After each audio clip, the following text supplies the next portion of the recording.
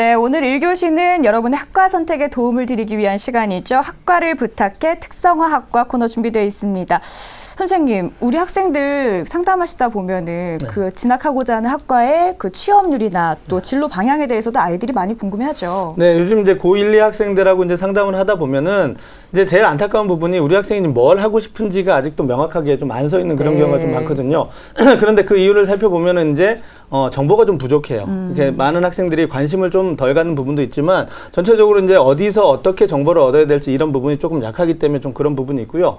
특히 이제 인문계를 희망하는 학생들은 요즘에 이제 언론에서 보도되다시피 인문계 학생들의 취업률이 조금 더 저조하다. 물론 전체적으로 좀 힘든 상황이긴 하지만 특히나 이제 인문계 학생들이 조금 취업률이 떨어지다 보니까 본인의 적성은 인문계인데 인문계임에도 불구하고 자연계로 가야 되나 뭐 이런 부분들 계열 선택의 고민도 되게 많이 하고 있거든요.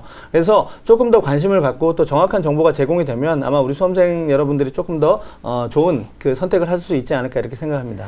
그 취업률과 관한 그 기사를 찾아보니까 한국경제연구원이 분석한 청년층 체감 실업률은 22.4%로 나타났습니다. 이럴 때일수록 특성화학과가 더 빛을 발하는 게 아닐까라는 생각을 해보는데요.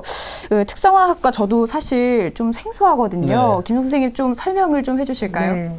일반적으로 이제 특성화학과라고 하는 것은 산업에 필요한 인력을 집중적으로 대학이 육성하기 위해서 만들어 놓은 학과를 말합니다. 네. 그런데 이제 일반적으로 이런 학과일 경우에는 학비를 지원하고 또 뭐 기숙사를 제공하고 연수 프로그램을 특별하게 운영하거나 진학 및 취업에 다양한 혜택을 주거나 하죠.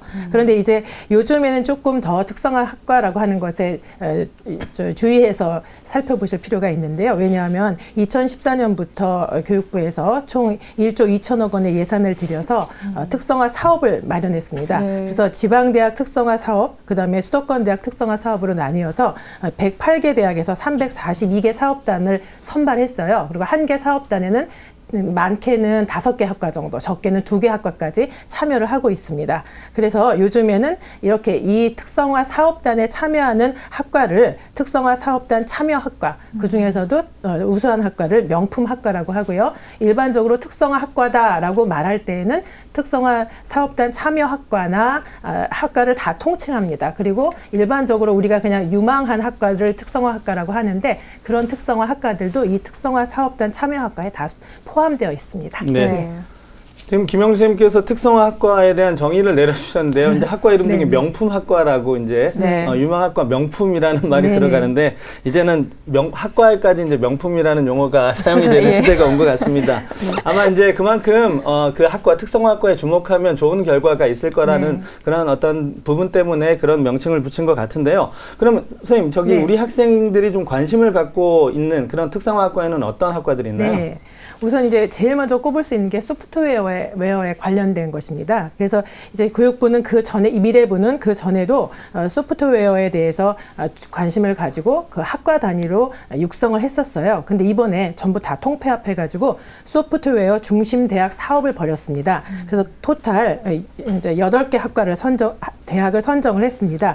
근데 이제 이거는 예전에는 학과 단위로 해서 1년에 5억 정도 지원하던 것을 이제는 대학 차원으로 끌어들여가지고 1년에 한 4년에서 6년 동안 이 사업을 벌이는데요. 1년에 20억 원씩을 지원을 합니다. 그래서 그 8개 대학이 이제 선정이 됐는데 굉장히 많은 그 대학들이 지원을 했었고, 그다음에 교육부의 이제 미래부의 앞으로의 그 목표는 5,500명을 육성할 계획입니다. 소프트웨어 관련하는 그 사람들을. 그래서 5,500명을 육성하고 그렇다는 건 그만큼 이제 소프트웨어 관련한 것이 우리나라의 그 경쟁력을 기르는 데 있어서 주요한 이제 분야가 됐다는 것이죠. 그래서 그 소프트웨어 외에는 생명공학이라든지 의학이라든지 또는 금융 분야에서도 부상하고 있는 여러 학과들이 있습니다. 그래서 제가 표를 한번 만들어 보았습니다. 화면 보면서 설명드리죠. 우선 첫 번째로 분야별로 주목할 만한 특성화 학과 중에서 지금 첫 번째 말씀드린 대로 소프트웨어 분야입니다. 아까 앞에서 말씀드렸던 가천대라든지 경북대, 고려대, 서강대, 성균관대, 세종대, 아주대, 충남대, 이게 이제 8개 학과 대학이고요. 그 외에 숭실대라든지 단국대와 같은 대학들의 소프트웨어 학부가 유망한 그 특성화 학과로 지목받고 있습니다. 두 번째는 정보 보안에 관련된 대학들인데요. 고려대 사이버 국방학과라든지 이건 계약학과입니다. 네. 그다음에 중앙대 산업보안학과나 서울여대 정보보호학과가 정보보안 분야에서 특성화학과에 해당하고요. 기계 자동차라고 했는데 기계 하면은 대부분은 요새는 IT 산업이랑 연관된 그 기계 학부를 말합니다. 그래서 융합 학부가 많죠. 자동차 같은 경우에는 기존의 자동차 공학과에다가 IT 산업을 융합했습니다. 그래서 한양대 미래자동차공학과라든지 국민대 또 한동대 같은 경우에는 기계제어공학부라고 하지만 이게 이제 현대자동차랑 연계가 된 그런 계약학과입니다. 그래서 울산대 기계공학부도 마찬가지고요. 네, 선문대 기계 ICT 융합공학부까지 있습니다. 제가 지금 이제 이 표로 만들어 놓은 특성화학과들은 우리 일반적인 학생들이 상위권이나 중위권이나 중하위권 학생들이 골고루 지원해 볼 만한 학과를 소개를 해드리고 있습니다. 그다음에 네 번째로 이제 모바일하고 3D 분야에서는 경북대 모바일 공학전공학과라든지 이것도 계약학과입니다. 조금 이따가 제가 계약학과 설명해 드리겠습니다. 네. 단국대 모바일 시스템 공학전공이라든지 선문대 3D 창의융합학과 등이 있습니다. 그다음에 이제 다음번에는 다음 표 보시죠. 생명공학 분야에 있어서는 건국대가 있고요. 또 가천대 바이오나노학과라든지 선문대 BT융합제약공학과가 있습니다. 그리고 이제 인문계 학생들이 주로 이제 가볼 만한 금융계열 말씀드리면요. 아주대 금융공학과나 한양대 파이낸스 경영학과, 또 국민대, 또 가천대 금융수학과가 있습니다. 참고로 금융수학과나 금융공학과는 수학을 바탕으로 하지만 인문계열 학생들을 모집하고 있습니다. 그다음에 이제 7번째로는 상경계열이나 행정계열인데요. 한양대 정책학과나 한국예대 LDN LT학부, 여기는 이제 외교라든지 아니면은 통상에 관련된 전문가를 육성하는 학과입니다. 또 중앙대 공공인재학부, 그다음에 인하대 아태물류학부를 비롯해서 요 근래에는 공무원 시험에 대비한 조금 중위권이나 중하위권 대학에 가보면은 많이 있는데요. 공공인재학부라고 이름을 붙였지만 공무원 시험에 대비한 프로그램, 특수한 프로그램들을 운영하는 학교들이 많이 있습니다. 그리고 이제 마지막으로 계약학과가 지금 군 관련 학과라고 해서 계약학과가 나와 있는데요. 우선 제가 계약학과의 정의를 먼저 말씀드리겠습니다. 계약학과라는 거는 기업체나 주로 군과 취업을 담보로 해서 협약을 맺고 네. 정원 외로 모집하고 있습니다. 그런 특징이 있고요. 그래서 정원 외로 모집하면서 취업이 담보된다는 의미에서 특성화 학과랑은 조금 구별이 됩니다. 그리고 제가 이제 그게 좀 중요해서 협약 기관별로 살펴본 그 계약학과를 한번 표로 만들어 봤습니다. 화면 보면서 설명드릴게요. 자, 화면 보시면요. 우선 삼성전자하고 협약을 맺고 있는 학과가 있죠. 아까 언급했던 경북대 모바일 공학계약학과나 성균관대 반도체 시스템 공학과 등이 여기 있습니다. 이 학과를 나오게 되면 어떤 일정한 그 수준만 도달하게 되면은 취업이 보장되는 그런 시스템입니다. 장학금을 지원하고 취업을 보장할 뿐더러 기숙사에까지 먼저 이렇게 입사할 수 있는 그런 권한을 주죠. 그다음에 이제 두 번째로는 다소 시스템의 9개 기업과 관계되는 학교는 선문대이고요. 현대자동차 그룹하고는 아까 말씀드린 대로 한동대. 그런데 여기 이제 조건부라는 거는 어떤 채용 조건을 만족할 때 취업이 된다는 그런 말씀이고요. 국방부랑 이제 계약을 맺고 있는 게 사이버 국방학과고요. 보안 장교를 육성하고 있습니다. 네. 해군하고 이제 계약을 맺고 있는 게 세종대 국방시스템공학과. 여기는 국방 무기를 개발하는 곳이고요. 충남대 군사학부 해군학 전공도 있고, 그다음에 한양대 같은 경우에는 국방정보공학과라고 있는데 이 과의 이름처럼 정보통신 분야 엔지니어를 해군에 관련된 분야의 엔지니어를 육성하는 곳입니다. 공군 같은 경우에는 세종대 항공시스템공학과가 있는데 뒤에 학생이 질문도 했습니다만 여기는 조종장교를 이렇게 우리 비행장교 말씀드리는 거죠. 조종장교를 육성하는 곳이고요. 아주대 국방디지털융합과라는 것은 전문 ICT 전문 기술 인력을 육성하는 곳입니다. 공군 관련되어 있고요. 육군하고 관련되어 있는 곳은 대전대 군사학과인데 여기는 이제 남학생일 경우에는 바로 장교로 임용이 되고요. 여학생일 경우에는 이제 선택할 수 있습니다. 그다음에 충남대 군사학부 육군학 전공이라든지 동양대 컴퓨터 정보통신 군사학과 같은 경우에는 조건부로 이제 입학한 후에 장학생이 되면 이제 그 계약을 맺어서 장교로 임관이 되는 그런 시스템입니다. 생각보다 더 매력적인 네. 특성화학과가 아닌가라는 네. 생각을 해보고요. 생각보다 분야도 많고 그렇죠. 취업도 담보가 된다면 네네. 정말 좋은데요. 요즘같이 취업률이 어려운 시기에는 우리 수험생 여러분들이 정말 네. 고려를 한 번쯤은 해보셔야 될 거라고 생각이 됩니다. 모르고 지나치면 너무 아쉬울 것 그렇죠. 같습니다. 네. 김현 선생님, 근데 또 선생님께서 주목해야 될 특성화학과 3곳을 뽑아주셨거든요. 그 베스트 3 어떤 곳들인지 화면을 통해 살펴보도록 하겠습니다.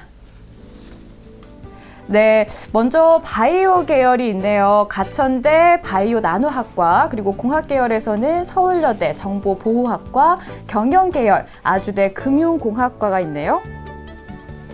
네, 이제 네, 이 베스트 네네. 3를 이제 하나하나 살펴보도록 하겠습니다. 먼저 바이오 계열에서 가천대 바이오 나노학과를 뽑아주셨는데요. 어떤 특징이 있는 학과인가요? 네, 우선 제가 이제 말씀드리기 전에 이 기준은 우리 한번 중위권 학생들이 갈 수 있는 그런 특성화학과를 뽑아보자라는 것이 이제 여기 네. 목표였어요. 네. 그래서 그 외에도 많은 학과들이 있지만 우리 이제 특성화학과 하면은 대부분은 상위권 학생들의 전부 다 전유하고 있다라고 생각을 하는데 그렇지 않고 중위권이나 중하위권 학생들도 갈 수 있다. 이제 그런 뜻으로 제가 한번 추천을 해봤습니다. 네. 바이오 나노 분야라는 거는 BT 또 IT, 그러니까 정보기술을 IT라고 하죠. 나노기술 NT, 의공학기술 MT라고 하는데요. 이런 신기술이 융합된 그런 학과를 우리가 이제 바이오 나노 분야라고 하고 그 중에서도 가천대 바이오 나노 학과는 그런 신기술이 융합된 학과라고 할 수 있습니다. 그러니까 이제 표를 보시면서 한번 설명을 드리겠습니다. 우선 가천대 바이오 나노 학과는 보통 우리가 이제 유망한 특성화학과를 보면 특징이 다 있어요. 뭐라고 되어 있냐면 수도권 대학 특성화 사업단에 선정됐다. 이런 이야기가 있고, 그다음에 세계 수준의 연구 중심 대학 육성 사업에 선정됐다. 우리가 이제 보통 WCU라고 하는데요. 교육부에서 미래부에서 추진했던 것들입니다. 그리고 그만큼 이제 우수하다는 이야기고, 요새 이제 핫한 게 뭐냐면 산업계 관점이라는 표현을 씁니다. 그래서 산업계 관점, 산업계에서 봤을 때 우수한 학과다라는 것이죠. 그래서 산업계 관점 바이오 의학 분야의 최우수 학과로 선정된 그런 우수한 학과입니다. 이제 앞서 말씀드린 대로 나노과학의 기초 소양을 바탕으로 육성을 해서 생명과학이라든지 바이오칩, 바이오센서, 약물 전달 이런 것을 수행할 수 있는 그런 뭐 로봇을 만든다든지 그 외에 그러니까 이건 전부 다 바이오 로봇인 거죠. 그래서 바이오 첨단 분야를 다루면서 융합 기술을 전공으로 해서 그 정보 지식과 그다음에 그 지식을 바탕으로 한 창업 능력까지도 육성하는 그런 목표를 가지고 바이오 나노학과가 운영되고 있습니다. 취업 분야는요, 대학원을 이제 대부분 학생들이 조금 더 공부하기 위해서 대학원에 진학하는 편이고요. 삼성 바이오 에피스라든지 대웅제약이라든지 하는 바이오와 약학 기업에 많이 취업이 된다고 합니다. 네. 다음으로 이어서 가천대 바이오학과의 그 전형 방법을 한번 살펴보겠습니다. 참고하실 것은 이제 2016학년도 수시는 지났기 때문에 2017학년도 수시와 그다음에 정시는 2016학년도 기준으로 해서 두 개로 나누어서 지금 살펴봤습니다. 네. 수시에는 이렇게 가천 프론티어 전형이나 학생부 우수자 전형, 가천 바람개비 전형, 적성 우수자 전형, 가천대는 적성을 하죠. 그런 전형들로 학생들을 뽑고 있고요. 정시 이번 이제 바로 우리가 이제 맞닥뜨릴 정시인데요. 정시는 다군이고 14명을 모집합니다. 수능 90% 반영하고 있고요. 그다음에 전년도에는 100분이 평균이 79.5점이었습니다. 네. 예. 자, 바이오 계열에서 이제 주목해야 할 만한 특성화 학과로 이제 가천대학교 바이오 나노 학과를 이제 선생님께서 설명을 해주셨는데요. 다음 이제 두 번째 특성해야 할 과로 이제 우리 선생님께서 뽑아주신 학교입니다. 공학 계열에서 서울여대 정보보호학과를 추천해 주셨거든요. 자, 이 학과는 어떤 특징이 있나요? 네. 서울여대 정보보호학과 화면 보면서 설명드리겠습니다. 네.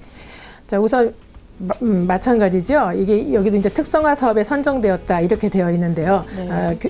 정부의 많은 지원을 받고 있습니다. 그런데 그 서울여대 정보보호학과는 사실은 정보보호학과로서는 2001년에 수도권 최초로 설립을 했어요. 그래서 역사가 좀 길고요. 두 번째로는 교육부에서 지정하는 정보보호영재교육원이라는 것을 운영하고 있습니다. 전국에 4곳밖에 없습니다. 그런데 그중에서도 서울, 경기, 인천, 강원권의 학생들을 대상으로 중학교 과정 3학급, 고등학교 과정 3학급씩을 선발해서 운영하고 있습니다. 우리가 특히 관심을 가져야 될 거는 2015년 현재 45명을 지금 고교 과정으로는 45명을 선발하고 있는데요. 그중에서 일반고 학생들이 30명에 달하고 있습니다. 그래서 정보보호에 관심이 있고 조금 자격증이 있는 일반고 학생들이라면 아주 기초적인 자격증이죠. 일반고 학생들이라면 한번 관심을 갖고 지원을 해보시는 것도 좋을 것 같습니다. 그다음에 이제 이 서울여대 정보보호학과에서는 정보보호 이제 실무 능력을 갖춘 시스템 관리자나 정보보호 전문가를 지금 양성을 하려는 목적으로 학과를 운영하고 있습니다. 취업 상황을 봤을 때는요. 안랩이라고 하면 안철수 랩을 말하는 거죠. 또는 SK 인포섹이라든지 뭐 인터넷진흥원이라든지 금융보안연구원 등 14개의 기업하고 MOU를 체결했어요. 그래서 이 기업들하고 뭘 하냐면 기업들이 최신 기술을 전수를 해줍니다. 그리고 또 기업이 이제 니즈가 있죠. 거기에 맞는 교육 과정을 직접 만들어 가지고 운영을 하고요. 또 기업에서는 학생들에게 인턴십 기회를 제공하고 있습니다. 그래서 취업률이 84.3%인데 주목해야 될 거는 이 정보 보호에 관련된 IT 업종 취업률이 80% 이상 달한다는 거죠. 그러니까 거의 대부분의 학생들이 취업하고 있다고 보면 되겠습니다. 이어서 서울여대 정보보호학과의 전형 방법을 잠깐 보겠는데요. 역시 2017학년도 수능이죠. 2017학년도 수시에서는 학생부 종합전형으로 16명, 일반 학생으로 10명, 논술 우수자로 5명. 자, 서울여대는 논술 우수자 전형이 있습니다. 그리고 최저가 있어요. 그래서 최저 같은 경우에는 2개 합 7 정도 이내에 들면 되고요. 수학 이제 가죠. 2017학년도에는 가나 또는 과탐이면은 2개 합이 8이어도 상관없겠습니다. 그다음에 이제 특이한 것은 기독교 지도자 전형이 있는데 기독교 지도자 전형으로 학생들을 선발하는 학과가 많지 않아요. 그중에서 정보보호학과가 들어있고 그 정보보호를 한다는 것은 어떤 컴퓨터를 다룬다는 것, 정보를 다룬다는 것은 일종의 어떤 양심이 있어야 된다는 거죠. 그래서 그런 학생들의 고든 성정을 여러 가지로 포인트로 해서 육성을 하겠다라는 뜻으로 기독교 지도자 전형에 7명을 선발한다고 합니다. 그리고 올해 정시 가군으로 21명을 선발하고 있습니다.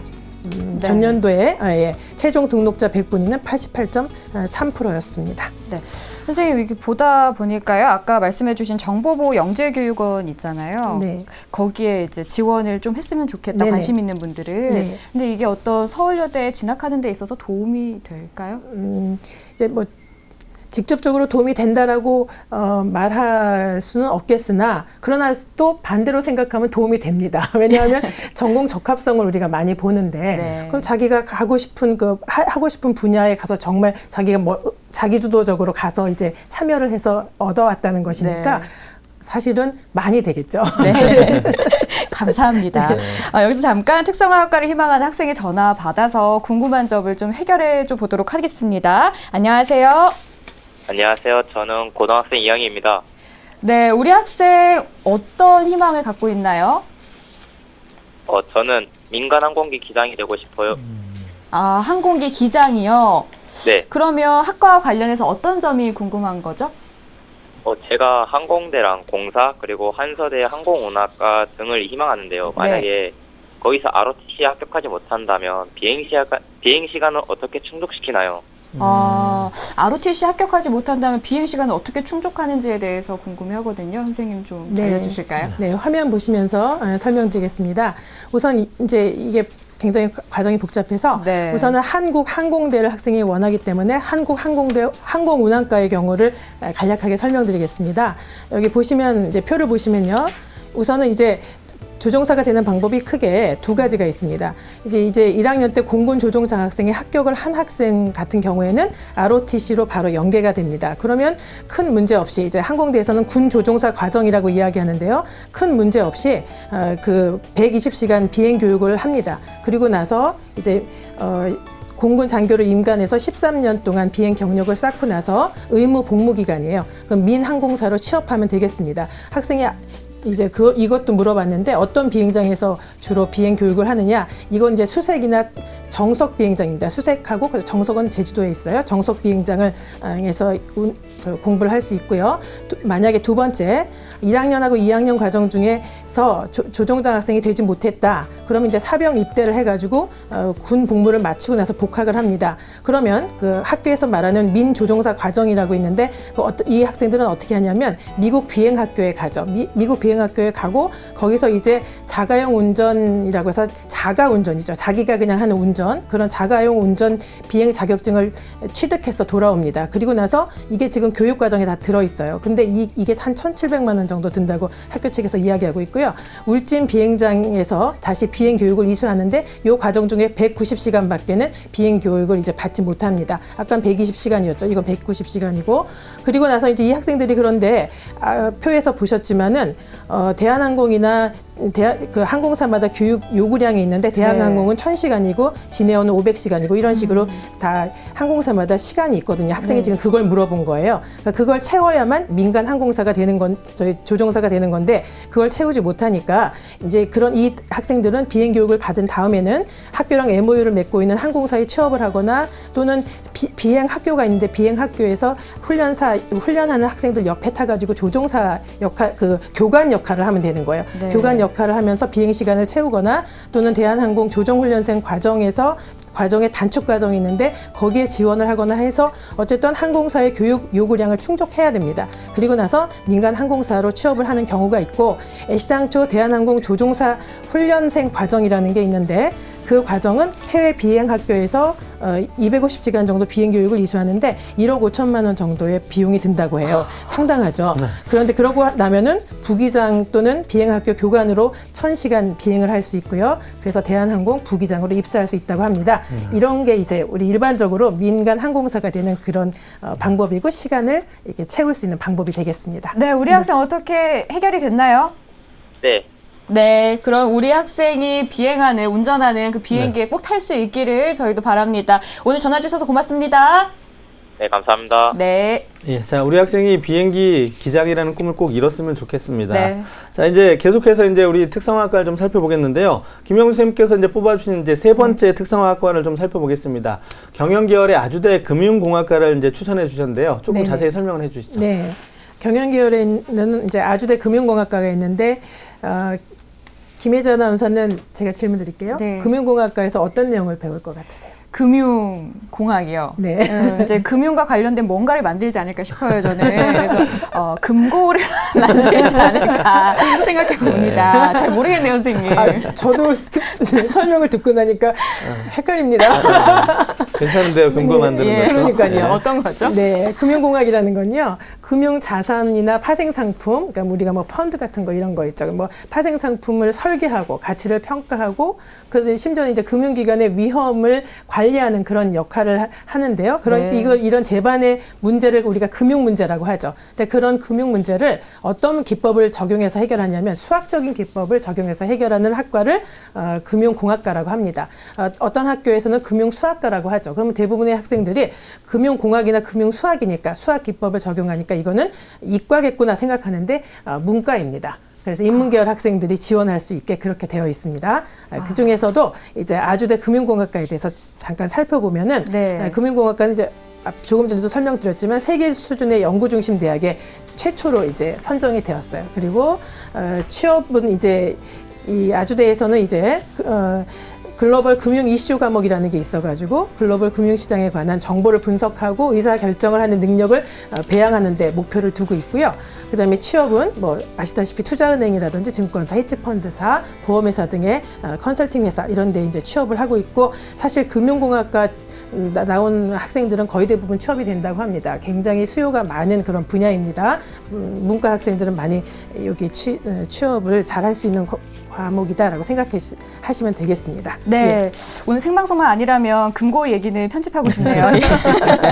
오늘 선생님께서 특성화학과에 대한 좋은 이야기 많이 해주셨는데요. 그 특성화학과를 지망하는 학생들이 고려할 점에 대해서 마지막으로 네. 좀 조언을 해주실까요? 네. 우선 특성화학과는 이런 점이 있습니다. 좋긴 해요. 특화되어 있기 때문에 좋긴 한데 다르게 말하면 특화되어 있기 때문에 적성이 맞지 않으면 안 되죠. 그래서 첫 번째 자신의 적성과 흥미를 먼저 파악하신 다음에 네. 지원하려는 그 특성화학과의 교육과정이라든지 취업 후에 하는 일 등을 잘 살펴보셔서 나와 적성이 맞는지를 다시 한번 보십시오. 그렇게 해서 적성이 맞거든. 그런 다음에는 그 장학금이나 또 기업체에서 제공하는 취업 보장 여부 같은 그 각종 혜택이 있어요. 그거를 잘 파악을 하시고요. 그다음에 다 저울질을 해보세요. 그리고 더 중요한 것은 합격이 돼야 될 텐데 특성화학과는 아무래도 수능 최저 기준이 좀 높다거나 반영 영역이 좀 더 뭐 특화되어 있다거나 전형 방법이 좀 더 까다롭다거나 해서 일반 학과는 조금 차별이 되는 경우가 있어요. 그래서 그걸 살펴보시고요. 그리고 나서 마지막으로 최근 몇 년간의 경쟁률 싹 몰리거든요. 그래서 네. 경쟁률과 합격선의 추이를 면밀하게 비교하신 다음에 지원해 보시는 것이 좋겠습니다. 정말 유익한 시간 아니었나 싶습니다. 학과를 부탁해 네 번째 시간 특성화학과 편 함께 하셨고요. 잠시 후 윤상영의 합격 레이더 함께 하겠습니다.